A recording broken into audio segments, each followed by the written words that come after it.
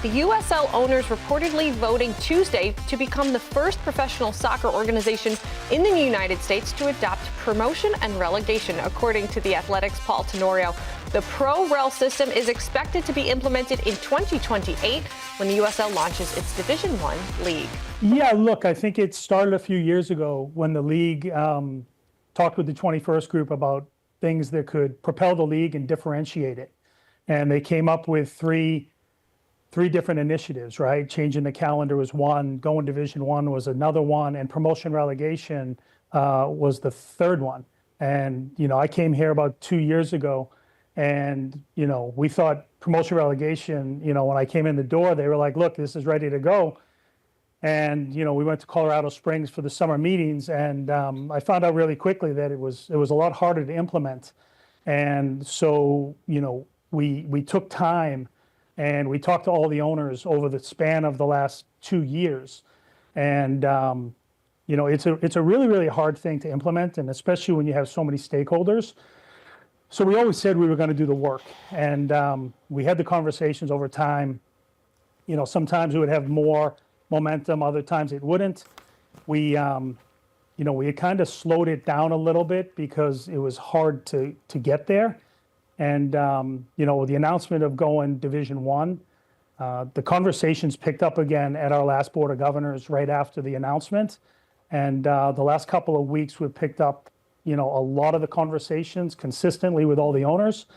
And we had a call with each of the boards on Monday to just, keep asking questions and keep talking.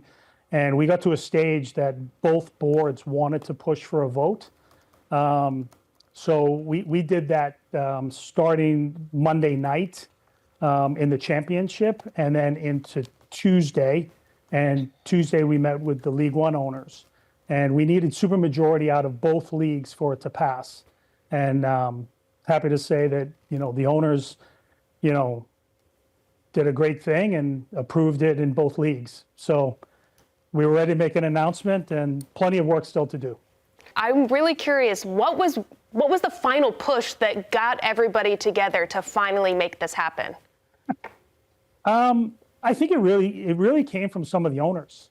And as the voices grew in the room and a bigger push for it, that just kind of really picked up a lot of momentum. So, we had the conversations, but honestly, the credit goes to the owners, right? Because this is a big moment, and it takes all of them to be rowing in one direction to get it done, and they did it. With all of your experience in the North American soccer landscape, understanding the nuance in X, Y, and Z, why for the owners is this financially viable? Why is it an advantageous situation for them financially? Yeah, look, I think people have a tendency always to compare it to England, where the jeopardy is so massive because you lose out on the TV money. And I said this last time I was on, we're not there yet, right? I think this is about relevance for us. This is about trying to find out where fans can come to the stadium and watch more games that matter. I think when you go as a fan and you watch games and you say, well, it doesn't really matter because they're already out of it, the playoffs or something, then it doesn't matter. I think, now more games will matter, even at the bottom end of the table. And I think hopefully that creates more excitement in our markets that fans want to follow. I know last time we spoke, USL was planning to apply, if not already applied, for Division I status. What's the latest update from U.S. Soccer and its decision to grant that status? Yeah, you don't really get granted until the end, right?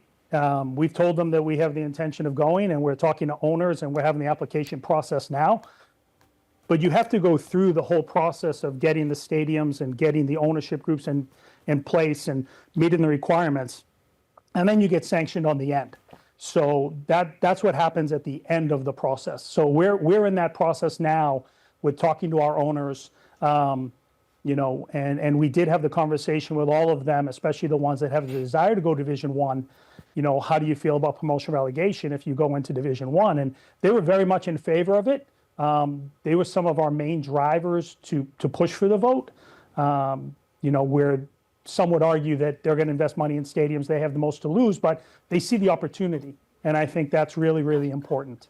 Is this the move to become the best league in North America? I mean, look, I think there's always different leagues, and I think we are our own entity, and I think it's just important that we find something that works for us. And I think I've said this before, it's a really, really big country. And if we can do this and make more matches that matter, and we can build more stadiums, and it's better for player development, I think the soccer in this country gets better across the board. How much credit do you give these owners for saying, we want to be a part of this next evolution of American soccer? I think they deserve all the credit, right? There's 42 of them. There's existing owners that haven't even started that voted for it. And I think they deserve all the credit, right? This is a bold, ambitious move. People would say, why would you do it? Would it hurt you? Would it hurt your valuations? And, you know, we had a lot of the conversations. And look, they engaged in the conversations, and they were open-minded. And, you know, we just got to a stage. And I think, you know, when you look at it, to get 42 individual people rowing in one direction, that's a really, really hard thing to do. And they stuck together, and they deserve all the credit. For more on that now, we bring in Paul Tenorio, who's been following this story closely for quite some time. Paul, on a very serious note, I want to ask you, as this news was developing and you were following this story, what was your reaction? Really, I wasn't surprised that they got the vote here, but I knew how long this had been in the works. I mean, going back 2 years ago, we reported that USL was going to try to bring this to a vote with owners, and it never got to the table. And so when you look at situations like that, where there are 2 years worth of discussions and ownership groups that aren't completely convinced, I mean, it's very similar actually to similar stories I'm covering in Major League Soccer, where, you know, some owners want change, other owners don't. It's difficult to get 30 different owners on the same page. In USL, it's 42. So to get 42 owners to vote something like this, something this drastic, this major, and get it across the line is a huge accomplishment. And when I heard that the vote happened yesterday and that it had passed, I thought this has an opportunity to provide seismic change, not just to USL, but to potentially to the American soccer landscape, right? Like, we don't know what the knockdown effect is going to be of a league like USL implementing promotion and relegation, but certainly anecdotally, I think fans have been clamoring for it. I think we've seen fans latch on to stories like Welcome to Wrexham and Ted Lasso that bring in the ideas of promotion and relegation and really love kind of the romanticism of it. And so let's see what happens when they can watch it unfold in their own backyard. Paul, but what was the real catalyst that convinced these 42 owners to push this over the line and finally get it done? I think part of it is the World Cup is coming in a year. And so you really have to start to look at your business and say, what is going to push this league forward? What is going to make us more relevant? What is going to make things work for the USL? And the status quo, we know what the USL is right now. It is a locally driven league. Paul, in your opinion, though, where does this really take things? How does it now change the overall landscape of football in North America? For me, sports is about storytelling. And if you can tell a good story, you can bring more fans into your product. And that's true across all different kinds of sports. But I think when you talk about a show like Welcome to Wrexham and a show like Ted Lasso, what it does is it tells a really great story that gets people to be interested in a sport that otherwise they maybe wouldn't have accessed. And so, you know, the greatest thing about soccer is that it is a community-driven sport, right? There is a connection between the fans and the city and a club. And that should always be kind of the lifeblood of any soccer league. But in order to bring more people into the sport and to compel them to watch you and to say, hey, I have something interesting here, you have to start to drive stories that are nationally relevant too. And I think that is where the potential for change is. If you can draw in new fans, if you can bring people into the sport that weren't there before, then the popularity of the sport, which we see taking off in so many different ways, the Champions League here on CBS, Premier League, all of these different leagues that people want to be a part of. They want to touch, they want to watch. If you can start to bring some of those eyeballs to American soccer, then I think that's where that change starts to happen. And can you compel, you know, the 10-year-old and the 11-year-old and the 12-year-old to want to play, to be on that team, to get to that level? It all is related, but I think it starts with that idea of bringing more people into the sport. And I think we've seen that promotion and relegation creates these storylines that draw people to the sport. Paul, I want to talk about the elephant in the room. Whenever you mention promotion and relegation, it's a trigger word for Major League Soccer. And it pretty much pits USL and MLS on opposite sides of the soccer landscape. How is this news being received amongst MLS circles? Well, I'm sure it's raising a few eyebrows, that's for sure. I mean, again, this is coming at a time when Major League Soccer is examining its product too and saying, okay, what do we need to do to take the next step? MLS has had incredible growth over the last 25 years. And especially if you go from 2015 on, the rounds of expansion that happened from Orlando City and NYCFC on, it just shows just incredible growth. And really, you can go back to 2009 with the Seattle Sounders that I think was the first big story that started to really sell MLS. They've grown, they've built infrastructure, stadiums, they've expanded to 30 markets across the United States. That has been a success. Okay, now you have the infrastructure in place. Where do you take it? And I think the USL making a move like this really pushes that question again to the forefront in the same way that Messi's arrival did as well. You know, where are we taking this product? What do we want Major League Soccer to be? There's a board meeting in a few weeks in Chicago, and I think that's the question that owners are going to be asking there is, what do we have to do in order to make our product better and more compelling, and to take this opportunity of the World Cup in 2026, when people around this country are going to be watching the sport in ways they didn't before, and say, come watch MLS when this tournament's over.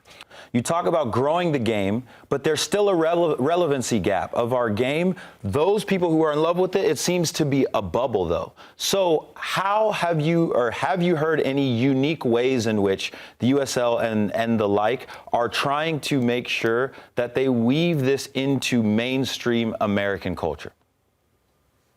Yeah, I mean, I think that's the next step for USL. You know, they have to start to engage with partners, with fans, to talk about what is this going to look like? Because there are challenges that are uniquely American now for USL. In this country, we're used to the big thing that everyone watches at the end of the year is the playoffs, right? That's who crowns the champion. That's what we love in the NBA and the NHL and the NFL. We love playoffs. So how do you blend the playoff system in USL and crowning your champion with the compelling promotion and relegation playoffs that would be happening at the same time or at a similar time frame? You know, how do you then format your promotion and relegation? How many teams are going up? How many teams are going down? Is it just going to be kind of like England, where the top teams in the lower division play each other in a playoff and that determines who goes up? Are you going to do something unique, like the best teams in the second division play the worst teams in the first division, and in order to get up to the next division, you have to beat those bottom teams? You know, you have to try to craft something that I think is unique and that can tell a different story for the American fan base. And then once you've kind of solved the problem within the bubble, then you start to ask, how do we sell it outside of the bubble? And, you know, that's a monumental task. It's something that soccer has been trying to figure out for a really long time. You know, for those of us who used to watch games on pay-per-view, I remember watching Francesco Totti win Serie A, paying $30 for the one game. It's come a long way, right? We can access so many games in ways like on Golazo Network, to be able to tune in to so many different leagues and see so many different games. We're blessed in that way in this country now. The access is there. Okay, how do we bring more people into that? And it's not a single solution, but I think something like promotion and relegation that people kind of have had access to in these kind of pop culture ways through these TV shows that they watch, is something that, and it's something new and novel in a way in the United States. That's something that can start to bring more people in. And that's the task that these leagues always face. How do we bring more people into the game?